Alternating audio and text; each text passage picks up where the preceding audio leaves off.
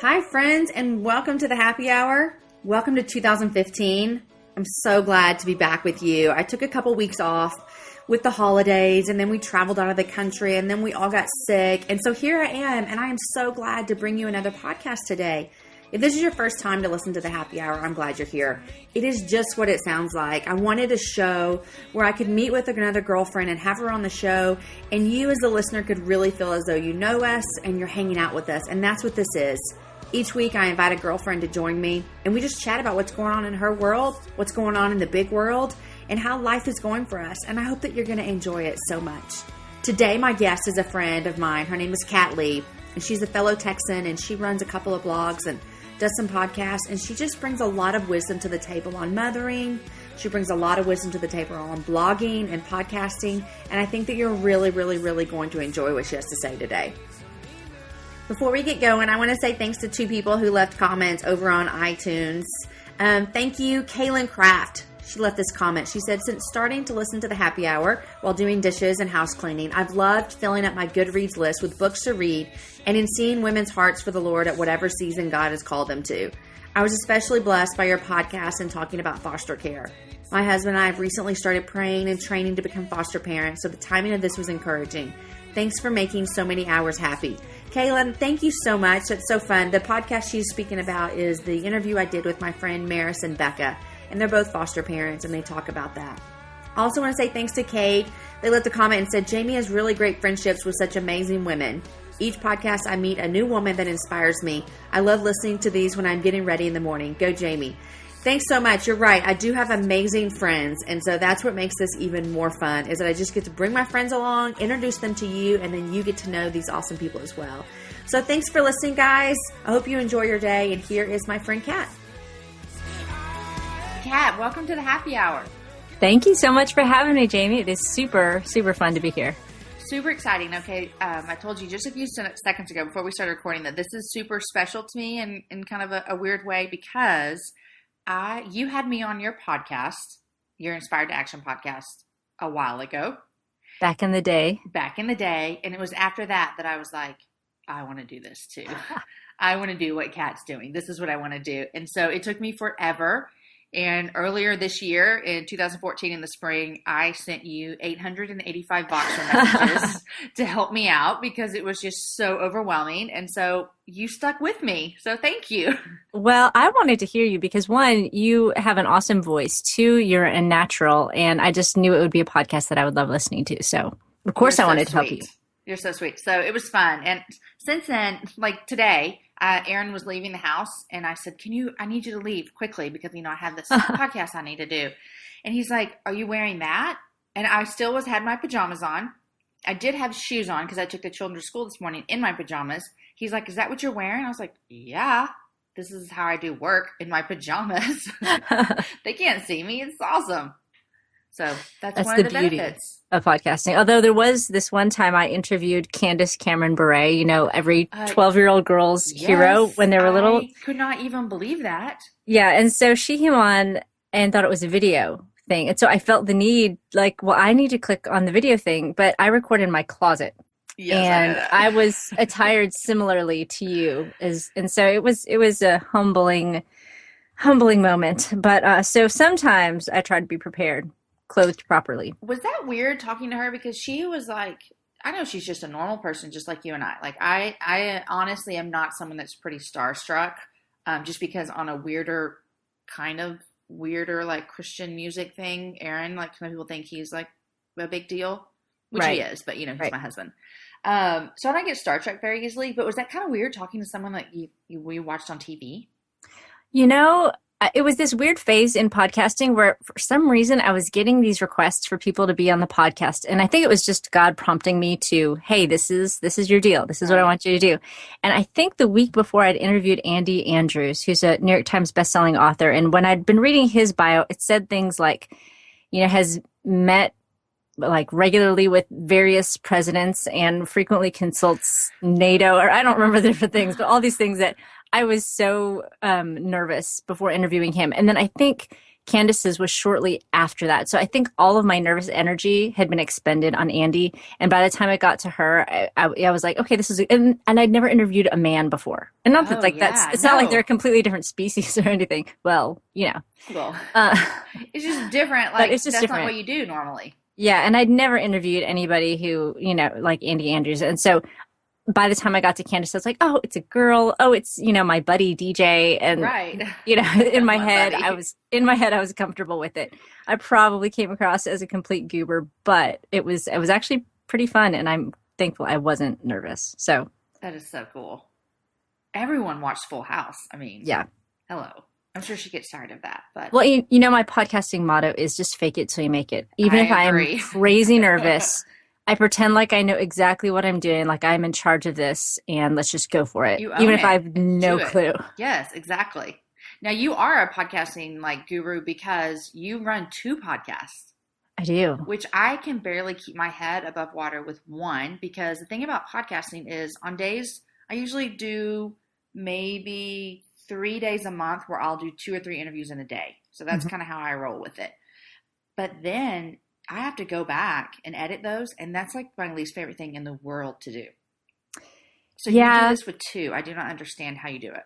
Well, and so my perspective is Inspired to Action is my primary podcast. How They Blog is my optional podcast. So I have seasons like right now where I haven't put one up as nearly as frequently as Inspired to Action. So there's one that I definitely do that way. I just don't feel quite that pressure to consistently churn stuff out. And I don't mind the editing. What I don't like is writing the show notes. That is always a challenge. I do too.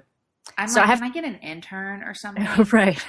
So I actually have to, I actually do have someone helping me write the show notes, but I still want to, inject my own voice and stuff. And so I often will just read iTunes reviews of people that have left some nice review just to encourage me to be like, okay, this matters. What I'm about to do matters. So listening. I psych myself up to write those. That's so good. I actually was driving home all by myself a couple weeks ago, and I listened to back-to-back How They Blog podcasts of yours. And it was actually, I listened to your other one. This was my first time to listen to any of these, and I was super, super, super encouraged.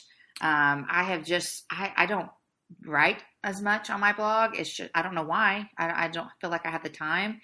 And I really enjoy podcasting more, but I was so encouraged that day. So thank you for doing those. Oh, it's just an opportunity for me to learn, and then I get to share that with people. So it's just as fun for me. Yeah. One thing, I can't remember who it was, but she said something about, or maybe it was even you. Somebody said, because you're talking about writing ebooks and writing about something that you're passionate about, because I sometimes I'm like, well, there are a lot of people that know more about this than me. I've thought about writing an adoption ebook. I've thrown that idea out to Erin 100 times. We should do this because I get 100 emails a day, but then I'm always like, oh, there's much smarter people about this. But somebody either on you or one of your guests was like, but you know more than a few people behind you.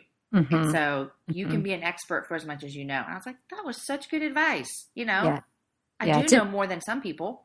Absolutely. And people want you and your voice. I'm going to ask for, if I need my car to be fixed and for some reason I have to do it myself, I'm going to ask somebody that I know and trust how to do it, not some expert. And people want somebody who's just one step ahead of them and that they trust. And that's just the magic combo right there. You don't need to be talking to NATO about it. Yeah. You just need to be somebody that they trust and that's one step ahead, and you're the expert. That's so encouraging, especially for moms that are wanting to step out and do something, a little different, and that they can do it. Well, and the other thing is that if you are just one step ahead, you know exactly how they feel, exactly what they're going through, and you can answer those specific questions that they have that somebody who is a quote unquote expert, they're not just going to remember that, and they're just going to gloss over those tiny little things that are actually the huge obstacles that so often keep people from taking that next step. Yeah. I think about that too with wanting to write an adoption, just something like a handy little free ebook is I am 5 years out. And so I'm like, I got to remember this stuff now. So I should do this now before I'm too far gone. Mm-hmm. You know what I would say too, if you don't mind me interjecting a thought? Go ahead. Okay. Don't write a free ebook. Write an ebook that costs something, and then write a free checklist, a free 10 something or others, because there's so many free ebooks out there that people are going to download it and then Never not read it, not take action on it. But if you create the ebook that, make it some reasonable price that they'll, want to be okay with, but then create something that they can just read in 5 minutes, take action on that day. And then when they think of Jamie Ivey, they think, oh, she's that awesome girl who really helped me with this. Ooh. And then they see your ebook and they're like, I want that because I already know that she knows how to cut to the chase and add value to my life. This is like free. I'm getting free blog advice right now, and I'm not even paying for this.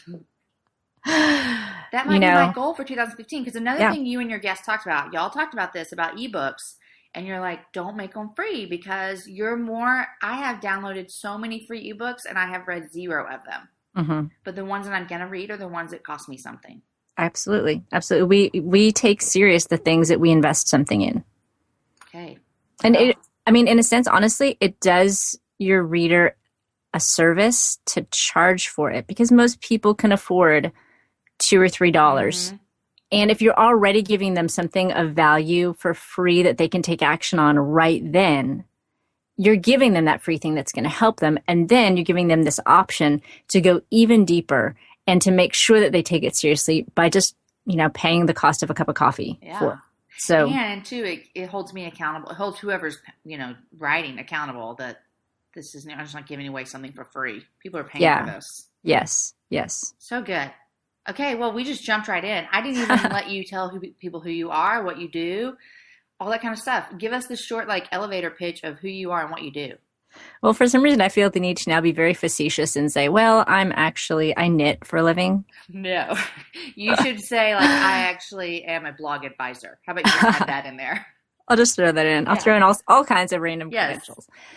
Okay, well, my name is Kat Lee, and I live in what is actually, I used to say this sarcastically, but now it's actually true. I live in the thriving metropolis of Waco, Texas. It is thriving now. It is. My friend Liz Griffin was actually at a coffee shop in Waco called Common Grounds recently, and some college guys from Austin were there, and they said, oh yeah, we just came out to check out the music scene in Waco. And we're like, what? What world? Waco? What universe is this? So yeah, it actually got the brand new stadium. We do. We do. Bears. Yep. And we have Fixer Upper. Have you seen that show? Yes. You guys need to check it out. Yes. Woman of God, awesome people, awesome family, and great show. So Waco is becoming the thriving metropolis. It is. It is. So there goes my joke, but at least I live in a fun town now. There you go. And I live with my husband of 16 years, Jimmy, and our 3 kids who are 12, 10, and 7, and our dog Captain. That might be TMI, but that's who I hang out with most of the days. Yep. Dog. It's a cute dog too. Cute dog. Cute, very energetic, cute dog. Yes. And so all your children are in school all day long. They are. And my husband works from home. So we are often in our PJs far too long into the day. That is so fun. Aaron would never work. I mean, he has a very flexible workplace. So he works at coffee shops, or we have a separate house behind our house that's a studio. So he has an office back there. Nice. But if we worked in the same house, I think that I would drive him nuts. Because I would want to talk to him all day. I'd be like, hey, or I'd be asking him, will you make me lunch? That's what I would do. Will you make me something to eat? And he could never do that. Okay, so you run, we didn't say this, you run inspiredtoaction.com. Yes, which is a blog / podcast, mostly a podcast these days, for moms. And then howtheyblog.com, which is a podcast for bloggers. Do you also blog at howtheyblog.com? Not as much. I used to. There are a lot of actually, in the beginning, I did a lot of just written interviews with different bloggers. Mm-hmm. And those are fantastic to go back to. They share some of their favorite resources like websites and apps and that sort of thing, and lots of great tips. So definitely read those archives, but mostly now I just podcast. And the podcast is great if you're a blogger or wanting to be or something. I mean, I listened to them for, driving from Tyler back home. It was great. And I also have a website called hellomornings.org, and it's basically just a community of moms who want to maximize their mornings, spend time with God, plan their day, and get moving.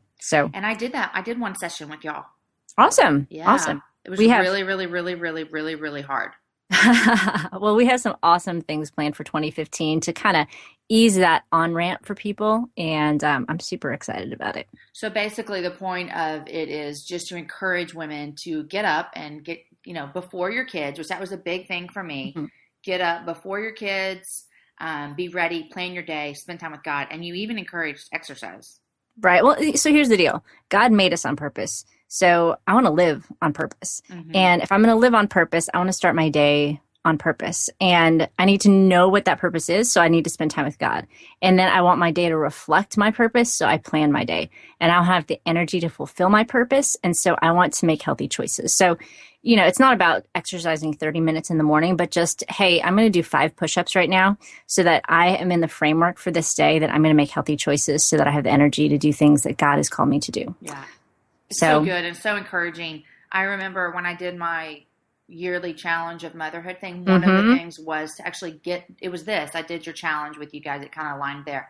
And it was really interesting for me to be able to greet my kids in the morning and wake them up instead of me being woken up by them. And then I'm just grouchy. I don't like to be woken up, and I still struggle with this. My alarm goes off at 6 and I have to be up by 6:45. And 3 days out of the week, I'm getting up at 6:45. I mean, it's really hard for me. But I can see such a difference when I wake my kids up versus them waking me up and being all frazzled. I used to be the exact same way, and it has been such a powerful transformation for me, just so that I'm on the offensive, with my kids instead of the defensive. And being intentional and living on purpose has, been really important to me lately. I heard this. Can I share a nerdy statistic? Go. I love statistics. Awesome. Okay.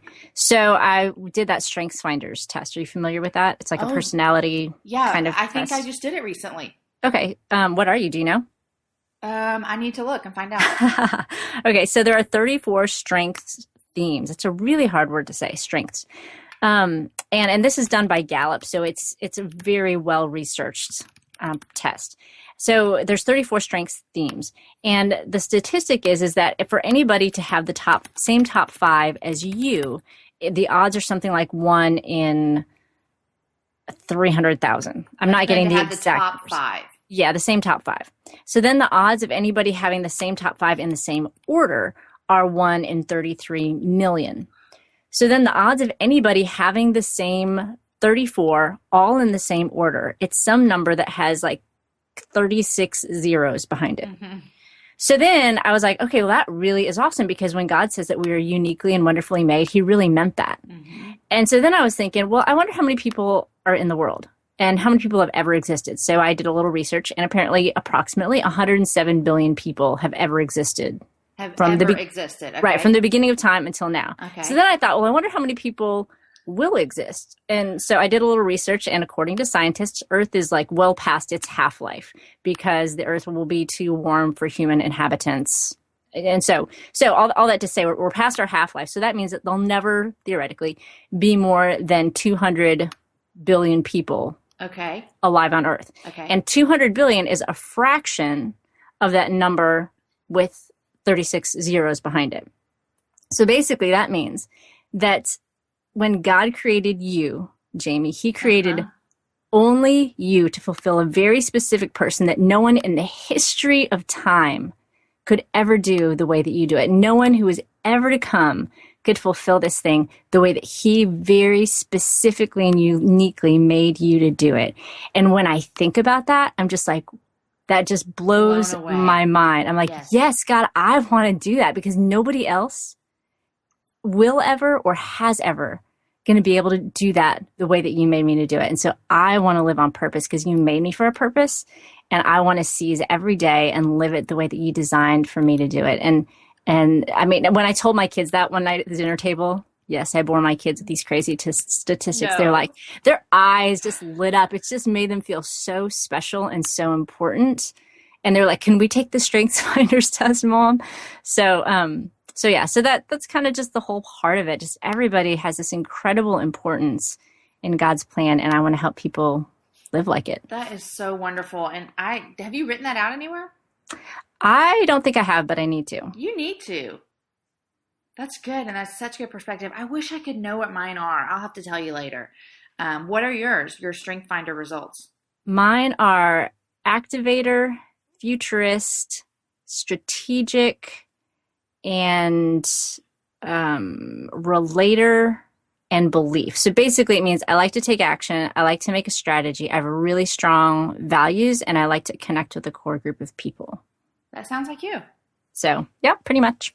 I took it, one of our pastor's wife, she had all of the elder wives take it, and then we're going to meet together and she's going to go over with us. I can't wait. That makes it even better when you have a group of people to talk it out with. My book club actually had an emergency book club meeting because there was a Strengths Finders coach in town, and so that is an emergency. You have to get together immediately and go through that. It was. Somebody emailed about it that day. We had it planned for that night, and we stayed up late learning more about our personalities, and it was really incredibly insightful. So I think it'll be really valuable for you. Okay, I love it. I cannot wait. Okay, speaking of book club, what are you reading right now? We are reading Simplify by Bill Hybels. Oh, okay. Yeah, we're not a fluffy book club. That's what it sounds like. Yeah, we're me. The previous books were I can't remember the title. It was a John Maxwell book, The 15 Laws of Personal Growth or something like that. So it sounds like you prefer nonfiction. I do. Okay. Because I have no self-control when it comes to fiction. So if I read fiction, it'll be like, okay, I'm just throwing food at the children. Like life stops and you just read. Yeah. Kids, take care of yourself. Jimmy, take off work because I have to finish this book. Yeah. So that's something that I kind of need to lay down during certain seasons of my life. I always find it interesting when I hear people that either love fiction or love nonfiction. I feel like it kind of tells me a little bit about the person a little bit. I don't know. Like, I'm a fiction lover. And so to read nonfiction is a huge discipline for me. Like, it is hard for me. And so I try to balance it out, every other one or something. Well, here's the thing. I don't actually read nonfiction. I listen to it. So that's even better. I have an Audible account, and that's how, because if I try to read it, I get distracted. I get bored. But if I can listen to it while I do laundry or go for a run or whatever. So I listen to most of my nonfiction books. I agree. That's a good thing to do. I've listened to some Piper books like that because I cannot read them, or I will just zone out. That's what will happen. Okay, you're Inspired to Action podcast. I love it, but I want to tell you something. I don't know if I've ever told you this. A couple of months ago, I think it was in the spring because it was kind of cool outside, and I was running at Town Lake, and I put on your podcast, and you have the same intro every single time, and so it wasn't the first time I've ever heard it. But for some reason that day, I don't know what was going on at home. Kat, I started your podcast, you did your intro, and I started bawling. Because I went back and listened to it today so I can write it down, because you say this is how you start every single one. And it says, what you do every day is life-changing, and it matters more than you can ever imagine. And all of the women in the world, he picks you to be the mother for your children, because you are special and amazing, and he has called you and he will equip you. So thank you for serving your family, for loving your children fearlessly, and for fighting to be a great mom. And I just remember I was just like, oh my gosh, I can do it. He's going to equip me. So I love that podcast and how you serve moms. It's so wonderful. I just want to tell you that you are really, really, really doing something special. Well, I love hearing that. I've thought about changing that at various times. I'm like, well, it's the same thing, but I just so mean it. That is just the heart of what the podcast is all about, and the heart of what I want to say to moms. And so I've gotten so many emails and comments about that intro that I'm like, I can't do it. I have to keep that as my intro, because it's like an amazing 4 sentences where you're just like, that doesn't matter what else happens in the show. That right there is an encouragement. I love how God is just using it and just the truth of it. And I mean, you know my story, but I never knew my mom. And so motherhood is such a special and precious thing to me. And I'm so far from perfect at it, but I want to be the best that I can. And I think my sort of unique perspective of this is my one shot at understanding the mother-child relationship. I want to share just the nobility of it with moms and encourage them in it and remind them of it, because it's not something that the world often does. That's so true. So true. So if you're looking for that from the world that's going to be jaded and not what we need to hear, so wonderful. Now, speaking of how you help people, not speaking of that, but how you also help people with their blogging, you have a blogging kit. Is that correct? Can I you do. tell us about that? Because it's the new year. And one thing I also love about you, Kat, is that, like you said before, you're very intentional. You're very purposeful. Like, if I'm going to do this, I'm going to do it well, and I'm going to have a plan, and I'm going to take action. And I love that about you. It's so encouraging. So I know that you're big on, like, not to-do lists, but goals. Setting goals for yourself and for your blog. Do you talk about that in your blog planning kit? Oh, I do, totally. And basically the whole gist of the blog planning kit is understanding where you ultimately want to head and then breaking that down into tasks that you can do today. And so I'm actually working also on I'm not calling it a mom planning kit, but basically a planning course for moms that I hope to have out in the new year. But because, we do tons of things every day, but a good percentage of them have nothing to do with our long-term goals. They're just little distractions. Somebody needs this, somebody needs that. And we spend a lot of time doing things that aren't getting us to our ultimate destination. And so with the blog planning kit in particular, the point is to I help people identify their long-term goals and figure out how to break those down into projects, spread those projects out so we're not all excited about the 5 things we want to do this year and start all of them at one time in January. Mm-hmm. And then breaking those down into tasks that they can continue doing. And then I also talk about just the 3 different hats that we wear as bloggers and how we get overwhelmed when we try to wear more than one of those hats at a time. About our 3 different things that we should focus on in our blogging, or what do you mean when you say the 3 hats? Yeah. So we, at any given time, we wear a CEO hat, a manager hat, and a writer hat, or a podcaster hat. I got it. Mm-hmm. Right. Yeah. So the CEO, that's the visionary. That's the one who says, okay, this is ultimately where I want to go. Ultimately, I want to be a New York Times best-selling author. And they set the vision and the course for your entire blog. Then the manager is the one who says, okay, if I want to be a New York Times best-selling author, then I need to break that down. That means that in the next 10 years, I need to write a book. In the next 5 years, I need to write a best-selling ebook. So that means in the next year, I probably should write my first ebook. And the manager then breaks that down. So maybe in month 1, I write chapter 1. Month 2, I write chapter 2. Basically, that manager takes that vision and puts it into practical action steps to the point of saying, okay, this week, I'm going to be writing my intro. Gotcha. So then the writer just sits down, has no thoughts about where the blog is headed, no thoughts about how to put anything into action. They just look at the little list that their manager gave them and they write. Wouldn't it be nice if we really did have 3 people? Wouldn't it? I'm just thinking, like, man, if someone would just tell me that, I'm like on that. Mm-hmm. But I get stuck in the manager part. Yes. Well, and when we try to wear too many hats, or we think that we can be a manager any day of the week, then that's when we get stressed and overwhelmed. And so what I encourage people to do in the blog planning kit is to, take a time once a quarter, put on your CEO hat, go to a coffee shop, sit down, think about all those long-term things. Then once a month, put on your manager hat, break all those CEO things down. And then at the beginning of every week, and at the beginning of every week only, put on your manager hat and decide what you're going to be doing each and every day of that week. And so that way, every day when you sit down, you've already figured out these are the most important things that I'm going to work on. So this is what I'm going to do. The writer is the little worker bee. They don't ask questions. They don't second guess. They just sit down and do the work. And if you can, wrap your brain around that, it is so freeing and it makes it so much easier and so much less overwhelming to sit down and just write. You know what? That is so good. And full disclosure, I have bought this blog planning kit and never have done it. And so this is a 2015 goal of mine because I really need this in my life. For example, this morning, I had another podcast interview this morning, and between you two, I had about an hour and a half. And I'm like, you know what? I really need to get a blog post up. I just don't blog that much anymore. And I sat there, and Kat, I just looked at the blank screen like I have no idea what to do. My mind had just finished an interview. My mind was thinking about the next interview, and then I was trying to write a blog post about something that matters. And I ended up just putting some pictures of my kids at a football game because I couldn't use my brain. And so I was just like, but I can see how valuable that would have been had today I sat down and managed out the entire week. And then I would have known exactly what was happening. That is so good. And so, if you think about it, you're like, well, duh, of course. But, man, that's hard to do.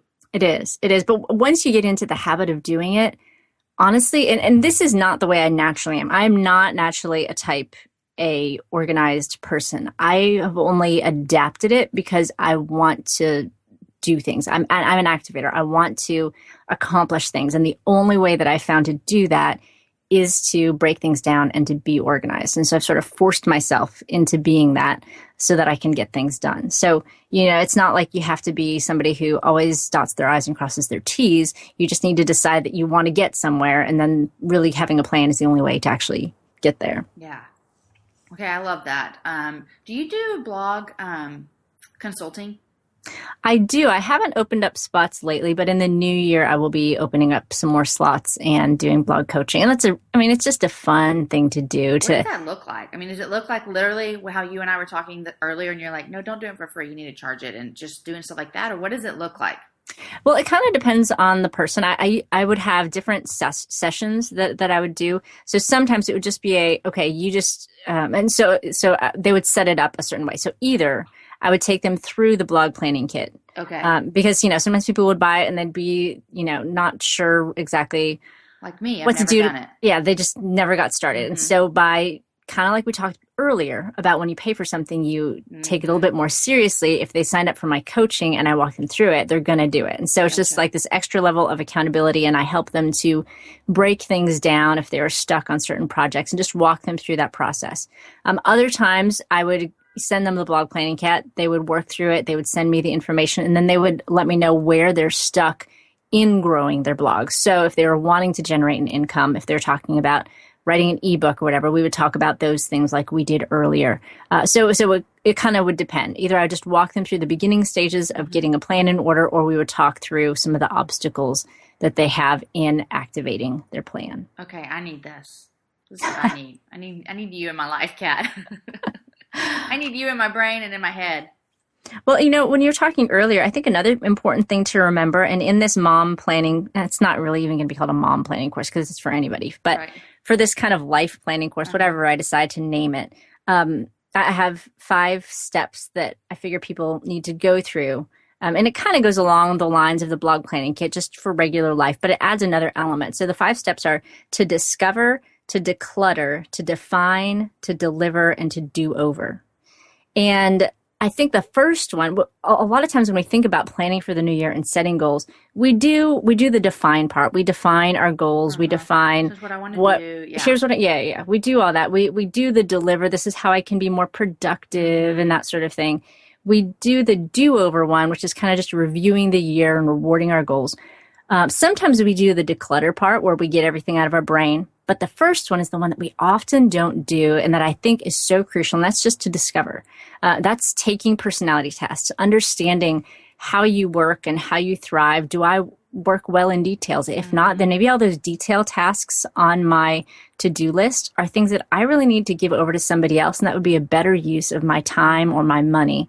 I have all these things that I do, but 80% of them don't add to my long-term goals. Just really taking that time to look at how you work, what is important to you, and how many of your daily activities or responsibilities actually line up with your lifetime priorities. And I think that's so important because I don't know, but maybe you don't even like to write. And so if you're forcing yourself to blog just because you haven't blogged, then that's not actually even life-giving for you. And I'm just making this up. I don't know if it's true. I know what you're saying. I do know what you're saying. Just understanding how you click and making, kind of shaping your world around that and finding other people to supplement where you have weaknesses. That's so good because we don't think about that at all. And and when you said like maybe 80% of your stuff is not actually helping you achieve your long-term goal, I'm like, wow, that would be just like you're wasting that time. But if you don't know where you're trying to get, then it's just like you're just swimming around in a circle and you're never going to get to the end of the pool where you want to be. Right. Well, there's that law of economics, Pareto's principle, where it talks about 20% of a nation's population bring in 80% of the income. And a lot of people talk about that in terms of productivity as well, that ultimately that same statistic is true for the things we do day to day, that only 20% of the things that we do actually contribute to our long-term goals. And 80% of it, not so much. And so if we really focus on that 20% and kind of narrow in on those and do those things first and let the other things fill up the rest or fall by the wayside, we're going to, get a lot more done with a lot less energy. And that's what we want. Mm-hmm. Accomplish more without having, less energy, because then you have more energy to do the other stuff that you have to do besides your, long-term goals with writing and blogging and podcasting. There's the rest of your life as well. Because we think that somehow we're these magical people who can expand time. I know at least I do this. And so I'll say yes to all these things, but I can't actually do them. And so if I think of my time more like money, if I have a Christmas budget of what I'm going to give this to this person, I have a very finite amount of money that I can spend. And once I reach that limit, I cannot spend any more on anybody else. So no matter who comes to me and says, I want this for Christmas, I'll be like, I actually can't. But somehow with time, I think I have a tendency to think differently, like, oh, I can magically expand my time or magically expand my energy, when in actuality, I can't. And I need to recognize those hard boundaries of what I can do and what I can't do. Man, and you and I were talking in the middle of December, and boy, do I feel like that, in the middle of December with our time, it's crazy. So crazy. Okay, well, I'm going to put links up for your blog planning kit, which I just pulled mine up, and I'm going to go print it today, Kat, because this is going to be a 2015 goal of mine, is to just lay out some goals. Like, I don't even know where I'm going, That's what I'm just realizing when you're saying, like, 10-year goal. I'm like, I don't even know. And that seems like something I should know. Well, then I'm going to be keeping you accountable to that. That's great. You're going to get annoying emails from me. I'm going to tell everyone how they can do that. And if you open up that class again, let me know so I can share with people, because I know that would be, just even our conversation right now is life-giving for me, and I know people listening in your podcast as well. Okay, I have a couple of just random things. I saw this thing the other day that was talking about the most talked about things on Facebook in 2014. Okay, so I guess they could figure out how many times people talked about these certain things. Okay. So for movies, I want to see, I don't go to the movies very often. I love going to the movies, but I just don't. Because for me, if I'm going to go on a date with Aaron, I don't know, I don't want to go to a movie. Do you? Yeah, no, well, we have a hard time finding movies that we actually want to watch. Yeah. So if there were just a whole bunch of movies out that we really wanted to watch, then maybe. But we don't typically go to the movies either. Because I think that would be our time to talk. And so you can't really do that. But there Or are two eat. movies coming out in December that I'm dying to see because I've read the book. See, that's another big thing for me. If I've read the book, I want to see it. But they don't have many movies out on the books that you read, just my fiction books. How boring would that? A book on whatever you're reading, that'd be funny. Simplify. It would be a very short movie. Yes. Do you have an Alamo Draft House in Waco? No, we don't. Okay, but we do have the Hippodrome, which is starting to be like that, I think. Is it like been, where you can eat and watch a movie? I've heard that that's what they revamped it to be. Okay. And I haven't been. I'm so spoiled now. I'm like, why would I go to a movie unless I can eat dinner there? Like, I'm just like, this is dumb. I'm not just going to sit here. I need to accomplish two things at once, movie and dinner. That sounds fantastic. I know, it's great. Okay, so here are the top 10 movies that were listed the most on Facebook, and I want to see how many you have seen. Okay, I'm going to be so lame. I'm lame too. I already looked. I know them. Number 1 is Frozen. Okay, I have seen that multiple times. Me too, times. because we have girls, yeah. Right. Number 2 is Guardians of the Galaxy. Nope. I haven't either. I think is it a kid's movie? Because I think my boy saw that. Maybe your boy would like it. I don't even know. Okay. Number 3, Teenage Mutant Ninja Turtles. Yeah, no. I haven't either. Is that a John Maxwell movie? No. Those are down at the bottom of the list. Hold on. We're almost there. Number 4, Maleficent? Maleficent? No. No, me neither. The Lego movie? I have seen that. Okay, I've seen it too, like vaguely. I sat and watched it with my kids somewhere. Yeah, I thought it was pretty funny, actually. Yeah, my kids and I quote it all the time. Like when I tell my son something to do, and he knows that I'm in a good mood, he'll be like, okay, Mom, now I was mostly listening, but if you could just repeat everything that you just said, because I wasn't listening. That's funny. I like how you said, if he knows I'm in a good mood, because he's like, then the joke is funny. Right. If it's been a long day, you're like, don't play with me, son. Just go do what I said. Exactly. My patience has shrunk to the size of a pea. Yes. Okay. Number 6, The Fault in Our Stars. Nope. Did you read that book by any chance? I didn't. Okay. It's a fiction book. I am so uncultured. No, you're not. Number 7, Transformers.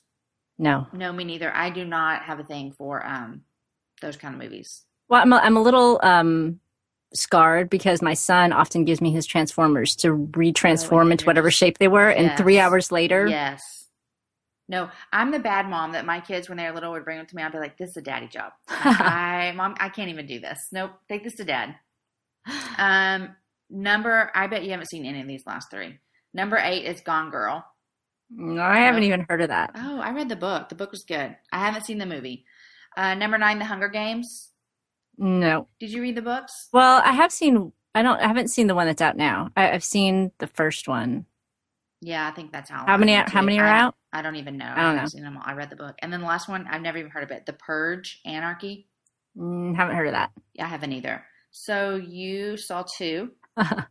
And I saw 1, 2, 3. See, we're both kind of lame. Yeah. Okay. Well, that makes me feel better. I know. See, no, I was like, when you said that you hadn't seen, I was like, I haven't seen hardly any of these. That's how lame that I am as well. Yeah. Well, I have a husband who loves to watch old John Wayne movies, and my kids like to watch I Love Lucy. So we're not really super. Oh, y'all are so sweet. John Wayne and I Love Lucy. Yeah. My husband is actually pretty adorable. He's super picky about what he watches, just really careful about what he watches. And so I get these Amazon notifications of all these movies that are like pre-1960. That he's been that watching. He likes to watch, yeah. Oh, that's so sweet. I love that. I can't, for some reason, I'm like a child with old movies. Like, they're hard for me. You know how like kids are like, I can't watch this. I admit that sometimes I feel that way, which is not good. But anyhow. Well, how about I Love Lucy, though? That's funny. I would watch that for sure. And I'm glad that your kids like it. Oh, they love it. I tried to show my kids an older movie, kind of like that, a couple of months ago, and they weren't really into it. And I can't remember what it was. Maybe I should try I Love Lucy. Yeah, because they're nice and short and quick and to the point, and they're they're hilarious. Yeah, that's so good. Okay, the top U.S. places that were listed on Facebook. This is the last little survey I want to show you. Can you just guess where you think maybe was number one place that people talked about and checked into? In the Ferguson? United States. In the United, no, a place. Not something like a they city? talked about, a place that they went. What's a city? Yeah. A place that they went. Yeah. New York? More vacation-y than, Okay, my guess would be New York City. New York City? Okay, Times Square is number 3. So there you go. Number 1 is Disney properties. Oh, yeah. Yeah, that makes sense. Have y'all done Disney with your kids? We did. We did Disney. I never can remember. Disney World, one in California. That's Disneyland. It obviously made a very huge impression on me. My husband and I are not really theme park kind of people, so we kind of just did it to check it off our list. Like, kids, took you here. So, yeah, and I know that some people love it, and we I don't know, it's just not our thing. So we went, and the kids had fun, and sometimes they ask about Florida, and we just kind of screwed around it. Yeah. You're just kind of like, I don't know. We have not done, I did Disneyland a lot as a child because my grandparents lived really close, but we have not done any Disney with our kids. And we want to. It's just so dang expensive. Yeah. Yeah. We were already, already going to drive that direction because we go on this crazy big road trip every summer. And then my kids' school had an auction where we got buy one, get one free tickets or something like that. That's great. And I mean, this is in the middle of Texas, so who else would be planning on heading that direction? So it just worked out perfectly. So we won the auction, and so we got to use those. That's great. For Disney, so it worked out well. That's great. Another place in California, which actually is, so Universal Studios Hollywood is the second one, and then third is Times Square, and then fourth is another place that I just mentioned to Aaron the other day I'd like to take our family, is Yosemite National Park, which is in Northern California. I've been there. It's beautiful. And then fifth is Grand Canyon. 6 is Yellowstone. Have you taken your kids to any of those big national parks? Well, no. My husband wants to go to Grand Canyon. I told him I would need to be drugged. Why? Are you scared? Well, I don't like heights, but more I don't like my children near heights. Oh, you'd be a nervous wreck.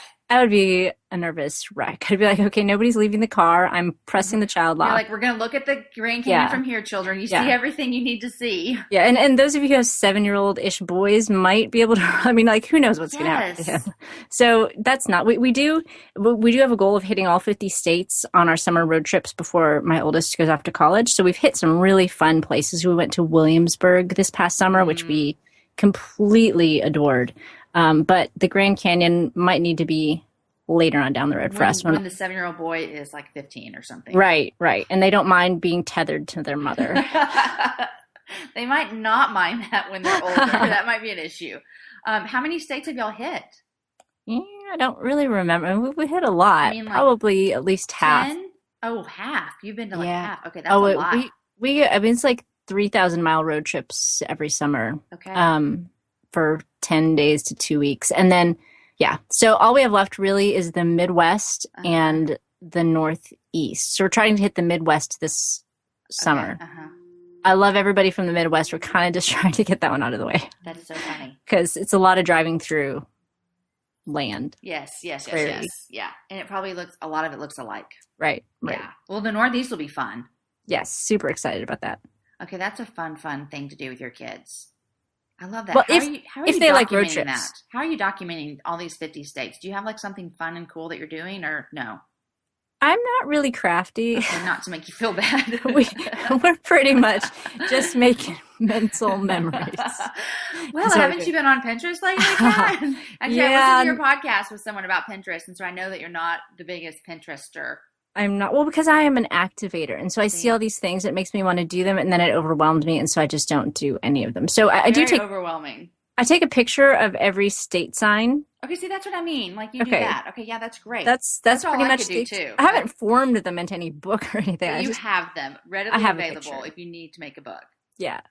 See, that's great. And then you could make like a photo book for them whenever you accomplish it all. I've actually thought about paying my children to do that. See, that's great. They can make their own gift. Okay, that's so funny. This just popped in my head. Do you still work on these 2-week vacations?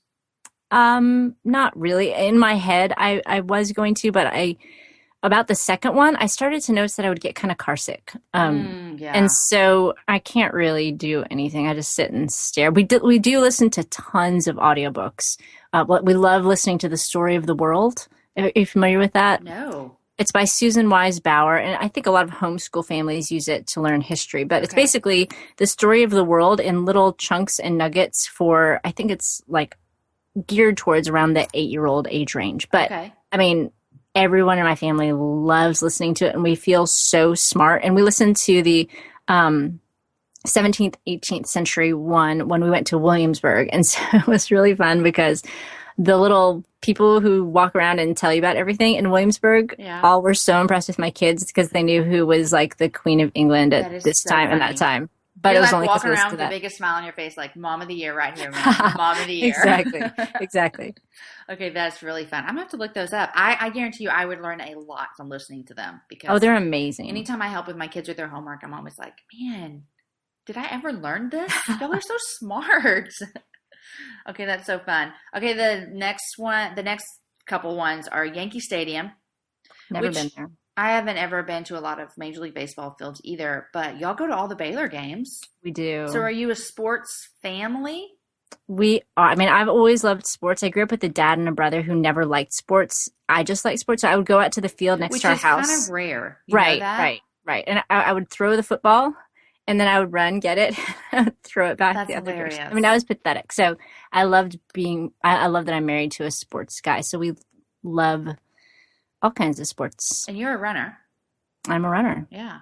I love whenever you post, y'all are at the Baylor game, your kids are always reading books. They are. I don't know if we're raising sports people, but we are sports people. They're cultured. I mean, they're around sports. They may be reading, which I don't know. That might be better for them. I took my kids. I thought of you the other day because I took all my kids to a basketball game there at the Texas, and Caden brought a book, and I took a picture, and I'm like, he is so his dad because Aaron's not that much into sports. And I just could never fathom having a book during a basketball game. I mean, it's pretty fast paced and it's loud and crazy, but he just read his book and he would look up every once in a while when they cheered and he was just happy. They're going to be the kind of people that they're sitting in the library and they're like, why is it so quiet in here? I need to read with the loud music. 30,000 people screaming. Yes. That's so funny. Okay, the last three, I have been to one of them. One of them is Las Vegas and then Hollywood Walk of Fame and Madison Square Garden. I've never been to the Hollywood Walk of... No, I've been to that. I haven't been to Las Vegas. And Madison Square Garden, I don't... Is that what you said? Yeah, and now that I'm saying it, I haven't been to any of them because Madison Square Garden is the big, like, basketball court arena, right? Yeah, I haven't been there, so I'm out. Yeah, no, only the Hollywood Walk of Fame is the only one that I'm in on that one. Yeah. Did you do that on your trip to California? Actually, no, I did that. I went to California several years ago to meet my aunt, my mom's sister, for the first time. Yes. And so my brother and I did the whole LA thing while we were there. So fun. Yeah, I wish that we had time. I'm going to have you back because I wish we had time for you to talk about your just whole random crazy story, like when you went on your compassion trip and met some of your family. I mean, it's just, I'm like giving a dumb teaser because I have nothing to offer the people. But I maybe can put some links up from your blog where you tell your story and stuff. Yeah. At least give people, a little bit of help into getting to know you. But I love all your stories about that. Well, I mean, I love how God just weaves stuff together. He's the greatest storyteller, and I'm just so thankful that he got to use me for one little story. But I do share my story in the one episode of the podcast. I was about to ask you, isn't there one where you just share your story? Yeah, I don't remember which episode it was, but I can send you the link. Okay, we can figure that out, and I'll link to that one because I remember I listened to that one and it was so good.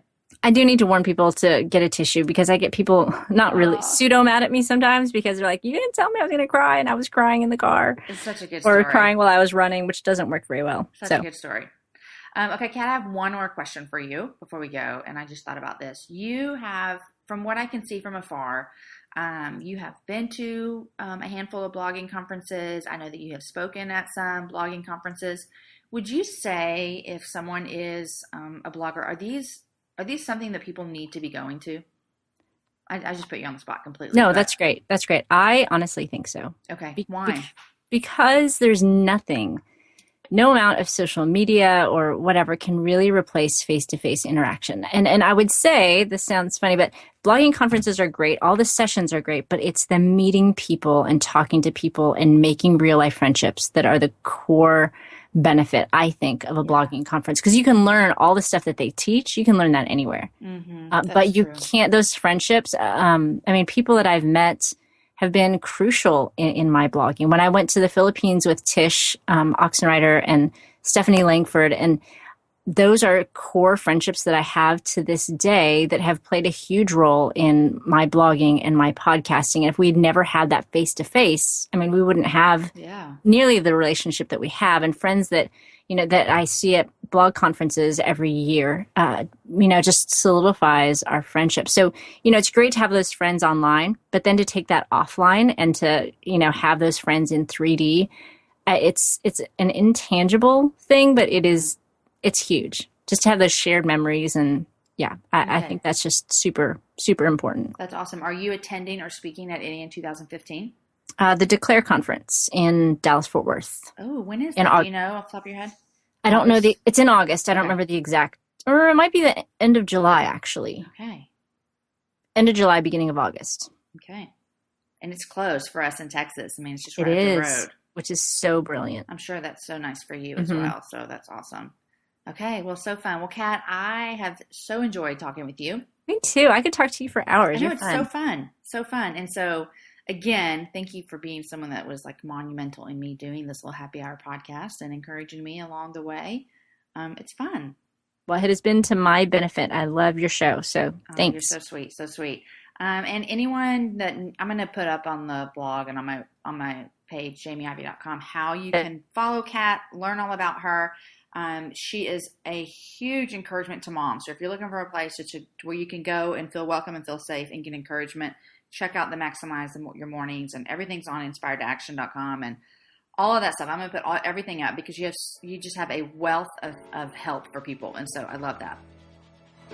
Well, thanks. Yes. Okay, well, thanks for joining, Kat. Have a great day.